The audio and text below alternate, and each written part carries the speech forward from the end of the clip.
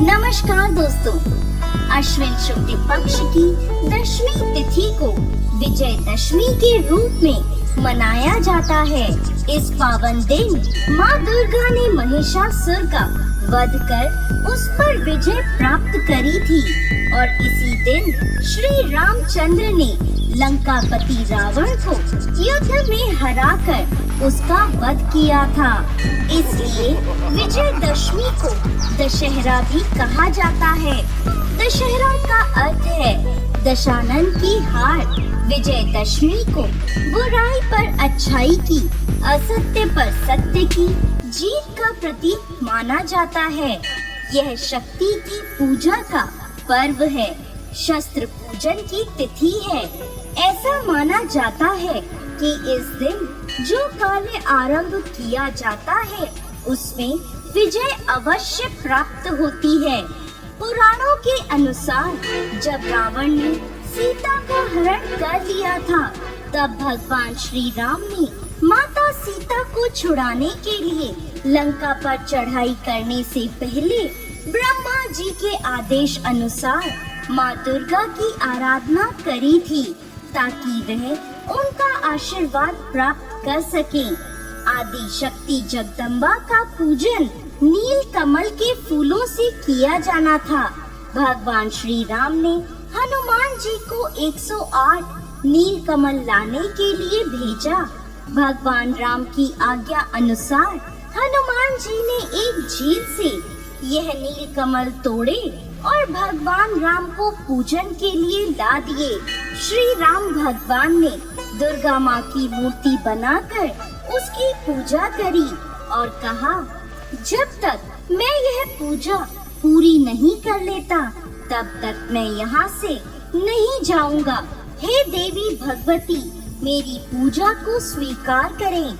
इसके बाद भगवान श्री राम ने आदि शक्ति देवी भवानी की पूजा करना आरंभ किया। उधर रावण भी अमृत की प्राप्ति करने के लिए माँ जगदम्बा की पूजा कर रहा था। रावण ने अपनी मायावी शक्तियों से श्री राम की पूजन सामग्री से एक नील कमल गायब कर दिया, जिससे श्री राम की पूजा बाधित हो जाए।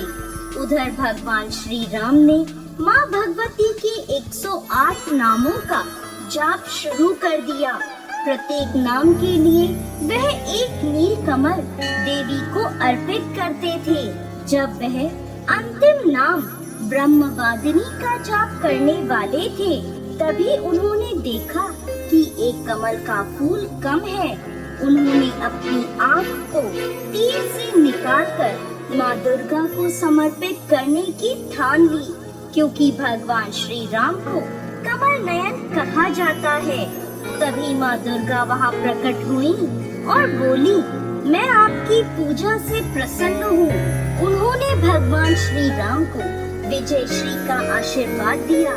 इसके बाद देवी स्वयं भगवान श्री राम के अस्त्र शस्त्रों में विराजित हो गयी। दूसरी ओर रावण की पूजा के समय हनुमान जी ब्राह्मण बालक का रूप धरकर वहां जा पहुँचे और पूजा कर रहे ब्राह्मणों में बैठ गए और एक श्लोक जया देवी भूते हरणी में हरणी के स्थान पर करणी उच्चारित कर दिया।